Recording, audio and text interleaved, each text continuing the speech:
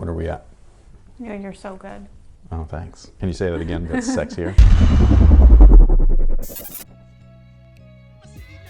Yo, what's good, guys? This is Chris from WearTesters.com. Today we got the performance review on these bad boys right here. This is the big baller brand Zo2.19. It's a really weird name. I don't like the name. You pause every time you It's say because it. I gotta think about it every time. It's the I want to say the Zo2 Prime because that was the first one. Okay. But then they throw it off by adding more numbers to it. They're like, wait, let me give you a whole zip code. They're giving you the year. Oh yeah, that's right. 0.19, whatever. These things are awesome though. So the traction on this guy right here is an X pattern and it's all over the shoe. Basically, it doesn't look like it's gonna do much of anything, but holy crap. Does this thing grip? It gripped indoors, it gripped outdoors, it gripped dirty courts, it really gripped clean courts. The first time that I wore these on court, I thought that, holy shit, 24 cleaned the floor so good that I'm sticking like glue. I thought that it was, I didn't even think it was the shoe. I thought that it was, yo, 24, salute to you. And no, but all the dust bunnies was still right next to me. I just thought something happened. A tumbleweed blows by. It's so clean in here. A tumbleweed full of McDonald's cups, straws, leg hair, and possibly pubes, which I think are the same thing, but I'm not sure. I don't know. Are they really? It doesn't matter, we're getting off topic. All I'm gonna say though is that the traction on this guy reminded me a lot of the Brand Black J Crossover 1, and those things had excellent traction. These guys do as well. Because of the traction alone, it's like one of my go-to shoes always in my gym bag because sometimes the floor at 24 is so slippery. I don't know what goes on in there. I really don't. Do you want to know? I don't think I want to know. All I know is that sometimes when I'm in there, I feel like I'm skating, like not in a good way, not like, what is this?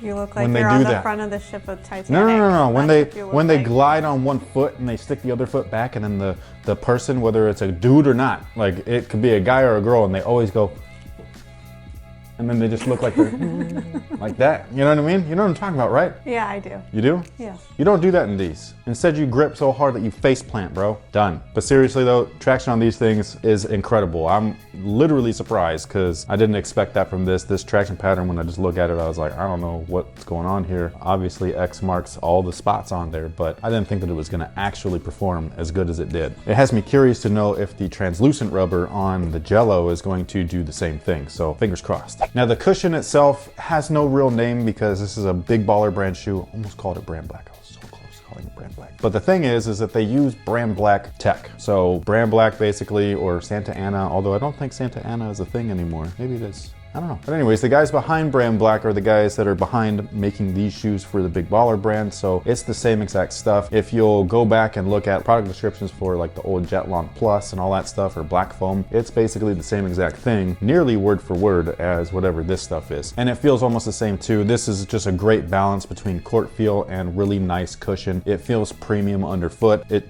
freaking should for $200, like not gonna lie. It feels awesome. A lot of the creases are showing and everything, and that just means that the foam is working. I don't know why you would not want a foam to crease underneath your foot. Like, why would you want voluntarily to hoop in a brick? To me, that's just weird. But if you're looking for court feel with really nice cushion, it almost feels plush, but it also feels kind of rubbery or kind of bouncy. Like those are like the best ways that I can describe it. It doesn't feel quite like bounce cushion from Adidas. Definitely does not feel like springy like Boost. It kind of feels like a nice mix between the two. So if you like something that feels like that, or you would want to try something that feels like that, then this is going to be one of those shoes where you can do that. Now the materials on these guys are a mixture between a mesh, which is basically the entire booty of the shoe. So from, you know, the heel to the toe, it's a full one-piece mesh build, and then they have overlays on top of that because mesh by itself isn't going to be strong enough for a lot of athletes, and so that's what all of the reinforced areas and overlays are for. And the materials used for those sections of the shoe are 100% premium. You got this like genuine leather right here in the rear, along with the suede in the toe. This particular pair has a leather strap. I don't know if all the colorways do. This is a sample colors. I really don't know if these are coming out. I think that they should, because this to me is like the best looking one besides like that cream with the gum bottom. But the materials on all of the pairs that I've seen at least have been all premium like this. It's just some of them are all leather overlays with mesh. Some of them are a mixture between leather and suede like this one. And the materials just feel awesome. They feel good right out the box. Like this is one of those shoes that doesn't require break-in time and terms of the upper, but the more that you do play in them, the better that material feels. And I mean, it just feels like a second skin around your foot. It's awesome. It's like one of the best feelings ever when you get a really great leather shoe that has broken into your specific foot shape. It's like wearing another pair of socks, but more supportive. Now, speaking of socks, that kind of goes into the fit. These guys, I have my true size here. This is a size 9. Sometimes I wish that they were half a size smaller just because the length of it is just a titch longer than what I'd like. And also there feels like there's a little bit of volume above the toe, mostly because the material here is extremely lightweight. It's that really light mesh, so it doesn't feel like it's like gripping or grasping onto my foot, which is a feeling that I personally like. Some people don't like that. I really do. Luckily, there is that forefoot strap right there, so that kind of gives me that feeling right there at the kind of like ball of the foot area. So I tighten these laces up as tightly as I like, and then I strap that strap down, and that kind of gives me that snug feeling, even though it's not above my toes directly. The lockdown of the shoe is incredible though, so even though they do feel a titch too long, the lockdown is just something that saves that from like any shifting or potential shifting within the shoe. The lacing area is very traditional. There's nothing really special about it other than the fact that the materials used wrap around your foot so nicely. It just feels like a really nice, cozy hug. It feels awesome. The rear section of the shoe is probably my favorite. When you are lacing this thing up and then you pull the laces through those last couple of eyelets, you really can feel this whole thing just like enclose around that ankle area and the top of your foot. It feels so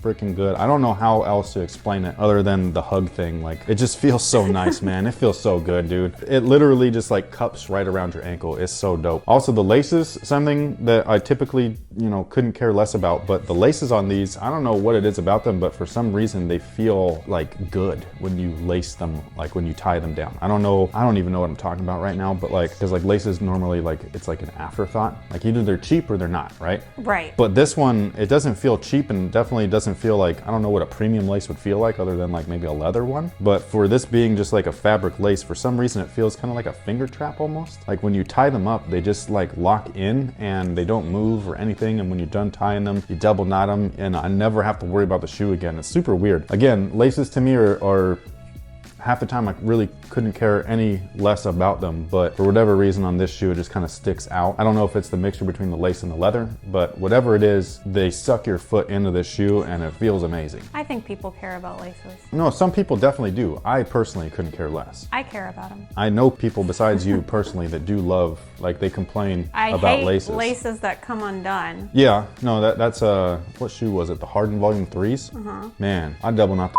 out of those and they still come undone. I don't know why. Or if they get like loose, like there's just a whole list of annoyances. Yeah, these laces is not like that. It reminds me of a finger trap. For some reason, when they're tied tight or taut, Yeah. that's just it. You're done. Now the support of the shoe, it's got pretty much a little bit of everything that you'd expect on a basketball shoe. The platform itself is nice and flat. It's flat from heel to toe as well, so the whole thing is like really nice and stable. I love playing and stuff like this. There is a very small outrigger there. You sit within the midsole just a tad, both in the forefoot as well as the heel, and then there is an additional shank plate right there as well. It wraps from this section of the bottom of the shoe and then wraps up into the arch area. So you have plenty of torsional rigidity and all that kind of stuff, so you're not going to be over flexing your foot. The rest of the support really comes from the upper and the overlays, the way that everything fits and moves around your foot.